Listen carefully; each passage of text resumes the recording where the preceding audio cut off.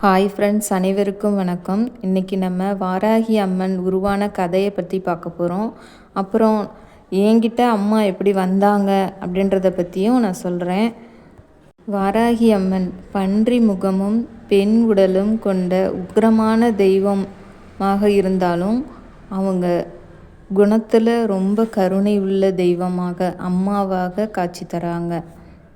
உக்கிரமான தெய்வம்னு எதுக்கு சொல்கிறாங்கன்னா, பகைவரை அழிக்கிறதுலையும் அசுரரை கொல்றதுலையும் அம்மா உக்கிரமாக இருப்பாங்க.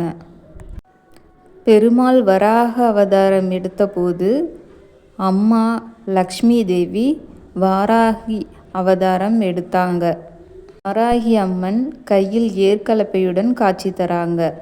மேலும் சப்த கன்னிமார்களில் ஒருவராக வாராகி அம்மன் இருக்காங்க. விவசாயம் செழிக்கவும் அம்மாவை வேண்டிக்கிட்டோம்னா விவசாயம் செழிப்பு ஏற்படும். மேலும் வழக்குகளில் வெற்றி பெறவும் வாராகி அம்மனை வேண்டிக்குவாங்க. வெற்றிக்கு உண்டான தெய்வமும் அம்மா தான் வாராகி. வாராகி அம்மன் ரொம்ப எளிமையான தெய்வம். அம்மா உண்மையான பக்தியோட அவங்க படமோ சிலையோ இல்லைன்னா கூட ஒரு அகல் விளக்கில் அம்மாவை நினச்சி தீபம் ஏற்றி வழிபட்டால் அந்த விளக்கில் காட்சி தந்து அம்மா அருள் செய்வாங்க. அம்மா என்கிட்ட எப்படி வந்தாங்க அப்படின்னா, ஒரு வருஷம் 2 வருஷத்துக்கு முன்னாடி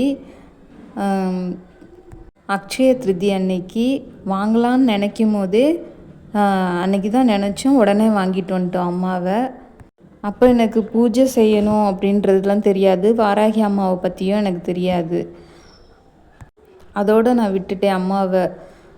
அதுக்கப்புறம் எனக்கு பஞ்சமி திதியில் வழிபடணும் அப்படின்னு சொல்கிறது அதுக்கப்புறம் தான் எனக்கு தெரியும்.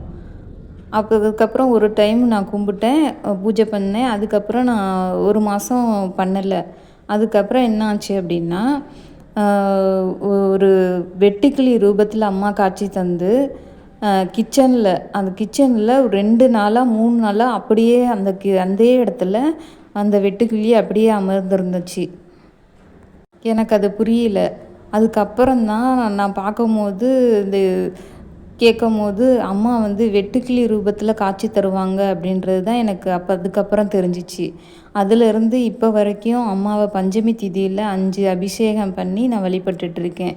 இப்போ வரைக்கும் அம்மா எனக்கு கூடயே துணை இருக்கிறதா இருக்காங்க. எனக்கு இருந்து என்னை வழி நடத்திட்டுருக்காங்க.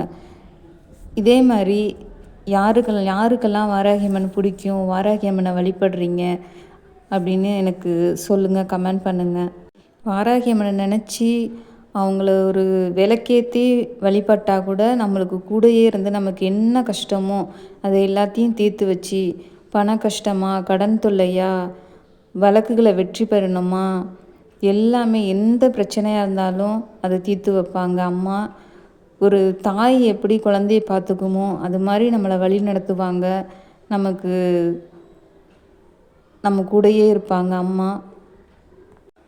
அம்மாவுக்கு பஞ்சமி திதி ரொம்ப சிறப்பானது. பஞ்சமி திதியில் அம்மாவுக்கு பஞ்ச தீபம் ஏற்றி வச்சு வழிபட்டோம்னா இன்னும் சிறப்பானது. அம்மாவுக்கு ரொம்ப பிடிச்ச பிரசாதம் அப்படின்னா கிழங்கு வகைகள் ரொம்ப பிடிக்கும். மரவள்ளி கிழங்கு, சக்கரவள்ளி கிழங்கு, அதுக்கப்புறம் மாதுளைம்பழம், அதெல்லாம் அம்மாவுக்கு ரொம்ப பிடிக்கும். பூக்களில் செவ்வரளிப்பூ, செம்பருத்தி பூ அம்மாவுக்கு ரொம்ப பிடிச்ச பூக்கள். வாராகி அம்மனின் சிறப்புகளை சொல்லணுன்னா எவ்வளவோ சொல்லலாம், எனக்கு வார்த்தையே வரமாட்டேங்குது. ஸோ நீங்களும் வாராகி அம்மனை வழிபடுங்க.